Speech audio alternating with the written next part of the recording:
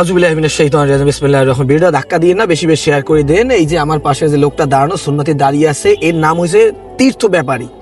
সে চরমনাই ময়দানে যাওয়ার পরে ইসলাম গ্রহণ করছে। তার বর্তমান আবু সুফিয়ান। বর্তমানে সে একটা কাজ খুঁজতেছে, পাইতেছে না। দেশ ও প্রবাসে যারা ভিডিও দেখতেছেন তাকে আমি জিজ্ঞাসা করলাম, সে ভাই 2-4 জায়গায় চাকরি করছে, আর চাকরি না ব্যবসা করে খাইতে চাই, যে মেহনত করতে চাই। আর মেহনত তাহলে জিজ্ঞাসা করলে কি ব্যবসা করতে চান জানি বললেন? আতর টুপি সুরমা এবং ওই যে আপনার তবজি, তারপরে যে মেসগির ব্যবসা করতে চাই। তাই আমরা চাই ভাইটার জন্য একটা ব্যবসা রেডি করতে, মসজিদ মাদ্রাসা তার আশেপাশে, তারপর বিভিন্ন মাহফিলে যাইয়ে ব্যবসা করা যায় ইনশাআল্লাহ। দেশ পরিবারে যারা ভিডিও দেখতেছেন, যদি আপনারা আমাদেরকে একটু সহযোগিতা করেন এই নমুসলিম আবু সুফিয়ান ভাইয়ের জন্য, তাহলে আমাদেরকে একটু সহযোগিতা করেন আল্লাহ রাজি খুশির জন্য।